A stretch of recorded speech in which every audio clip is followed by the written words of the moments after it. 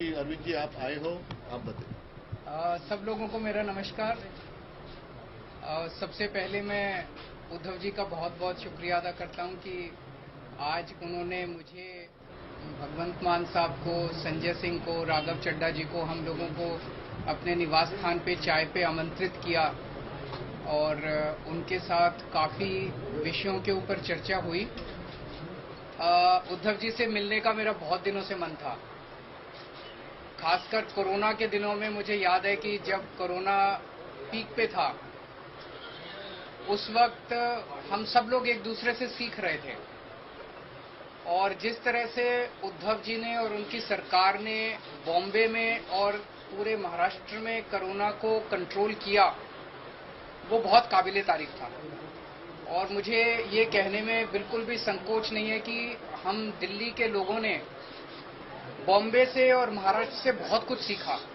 इनकी कई सारी प्रैक्टिसेस होती थी जो कि बहुत अच्छी थी, जिनको हम दिल्ली में अपनाते थे, दिल्ली में हम उसको लागू करते थे। बहुत दिनों से मेरी इच्छा थी इनसे व्यक्तिगत तौर पे मिलने की, और आज मुझे व्यक्तिगत तौर पे इनसे मिलने का, पूरे परिवार, आदित्य जी से मिलने का, पूरे परिवार से मिलने का सौभाग्य प्राप्त हुआ। और हमने बहुत सारी चीज़ों के ऊपर चर्चा भी की। आज देश के जो हालात हैं उनके ऊपर हमने चर्चा की। आज देश का युवा जो है वो बेरोजगारी से बुरी तरह से त्रस्त है।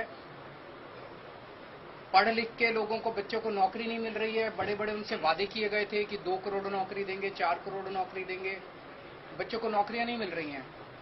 और युवा जो है दर दर की ठोकरें खा रहा है।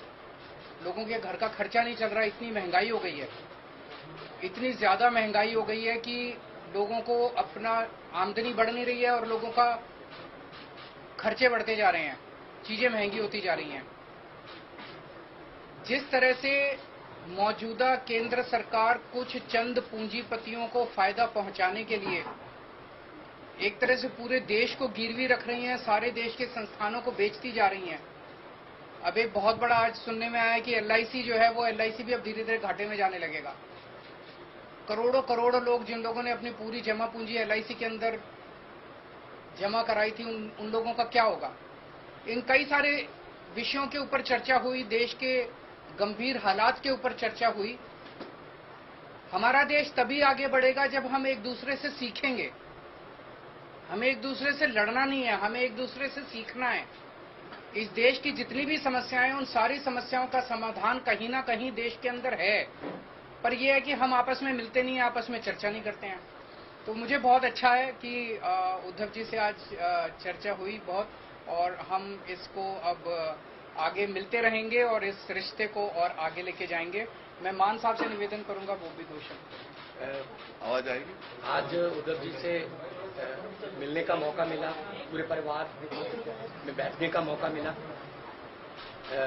पंजाब और महाराष्ट्र का बहुत गहरा नाता है। आज़ादी के संग्राम में भगत सिंह पंजाब से थे तो राजगुरु ऊना से थे, तो वो इकट्ठे देश के लिए, आज़ादी के लिए लड़ाई लड़ रहे थे। तो वीर सूरमाओं की भूमि है महाराष्ट्र, और पंजाब, महाराष्ट्र, बंगाल, चंद्रशेखर आजाद यूपी से, तो सब इकट्ठे होकर देश की आज़ादी के लिए लड़ रहे थे। उन्होंने ये नहीं कहा था कि उनको कदाचित ये चिंता नहीं थी कि आज़ादी आएगी या ना, उनको चिंता ये थी कि आज़ादी के बाद देश कौन से हाथ में जाएगा। तो इस देश की आज़ादी बहुत महंगी मिली है, वो भीख में नहीं मिली। बहुत बड़ी बड़ी कुर्बानियां हमारे जो पुरखे हैं, हमारे बुजुर्गों ने दी हैं। तो उस आज़ादी को कायम रखना भी हमारा फर्ज बनता है। वो तो अपनी कुर्बानियां देकर चले गए, हम उस आज़ादी को कायम रखने के लिए भी पंजाब हमेशा, हम बॉर्डर स्टेट हैं, हमारे जवान जो है सीना तान के खड़े हैं।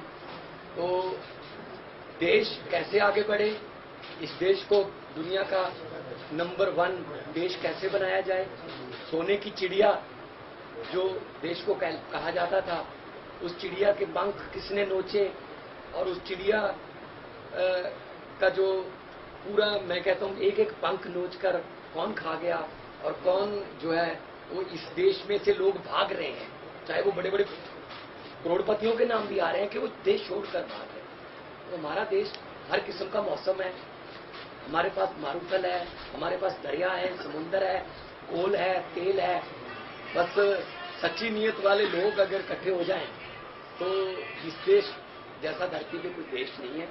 तो पूरे देश के 130 करोड़ लोगों का जो कल्याण कैसे हो, हर घर के चूल्हे को जो है वो आटा मिले, हर घर में आग जले चूल्हे में, रोजगार मिले और तरक्की हो, तंदुरुस्ती हो, इन मुद्दों पे बात हुई और अच्छा लगा।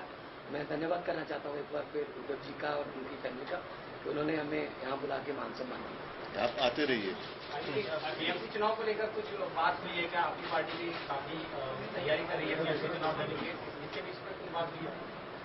इस देश में एक पार्टी है जो 24 घंटे चुनाव की सोचती है। हम 24 घंटे चुनाव की नहीं सोचते, हम देश की सोचते हैं। हमारे सामने देश है, हमारे सामने इस देश के बेरोजगार युवा हैं, हमारे सामने किसान हैं, हमारे सामने वो गृहिणी है जिसका पति हर महीने पैसे ला के देता है और उसका खर्चा नहीं चल रहा। 20 तारीख के बाद उसको पता नहीं अगले 10 दिन कैसे बीतेंगे। उन मुद्दों के ऊपर चर्चा हुई। जब चुनाव आएंगे चुनाव की भी चर्चा करेंगे। पार्टी है, हम चुनाव तो लड़ेंगे, उस टाइम चुनाव की भी चर्चा करेंगे, पर हम उस पार्टी की तरह 24 घंटे चुनाव की बात नहीं करते।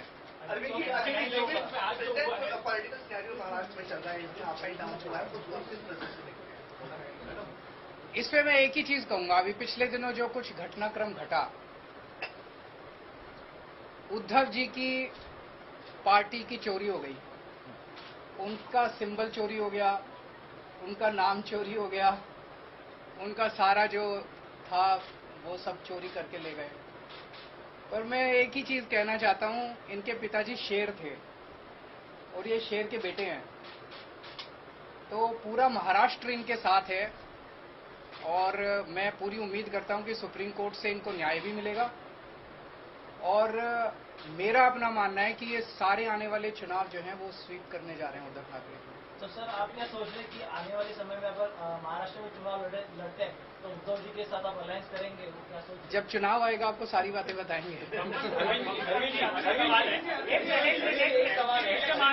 आज बहुत वॉयलेंस देखने को मिला फिर से और कई फायर भी हो गए, इस तरीके की खबर है स्टैंडिंग कमेटी इलेक्शन। मैं क्या बताऊं, ये तो आप उनसे पूछिए। गुंडागर्दी के सिवा उनको कुछ काम नहीं आता। अगर वो इतना देश की जिम्मेदारी उन लोगों को दी हुई है, अगर वो देश के बारे में सोचें तो देश बहुत तरक्की कर सकता है। चारों तरफ गुंडागर्दी, चारों तरफ ये, इससे देश आगे नहीं बढ़ता।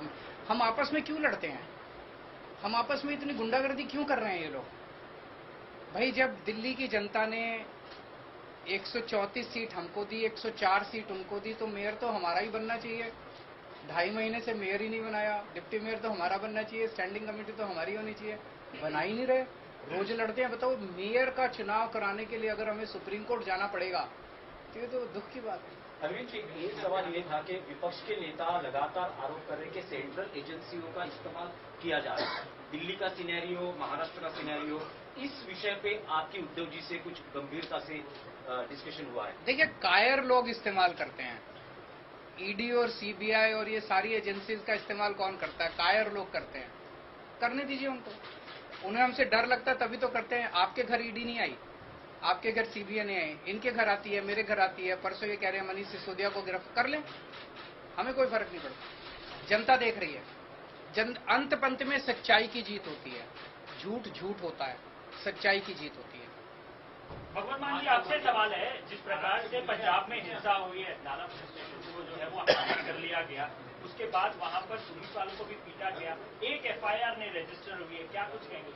देखिए, आप लोगों के पास यहाँ गलत सूचनाएं हैं। लॉ एंड ऑर्डर पंजाब में कंट्रोल में है, पंजाब पुलिस सक्षम है और पंजाब का जो सोशल बॉन्डिंग है उस पर गोलियां भी चली 10 साल, बम भी फूटे, लेकिन पंजाब का जो भाईचारा है आपस में, वो लोग मिलकर रहना पसंद करते हैं। अमन शांति वाला हमारा स्टेट है और बहुत बड़ी बड़ी इंडस्ट्रीज अब वहाँ पे इन्वेस्ट करने लगी हैं, क्योंकि पहले किसी खास फैमिली के साथ एमओयू होता था, अब पंजाब के 3 करोड़ लोगों के साथ जो है वो एमओयू हो रहा है। पंजाब को नंबर 1 स्टेट हम बनाने में अपनी तरफ से हमारी गारंटी थी। जब अरविंद जी और हम सारी टीम चुनाव प्रचार कर रहे थे तब हम गारंटियां दे रहे थे, बिजली बुक्स की गारंटी, कच्चे मुलाजिम को पक्के करने की गारंटी, रोजगार की गारंटी। तो मैं तो मतलब यही कहूंगा कि लंबे सफर को मीलों में मत बांटिए। कौम को कबीलों में मत बांटिए। एक बहता दरिया है मेरा भारत देश।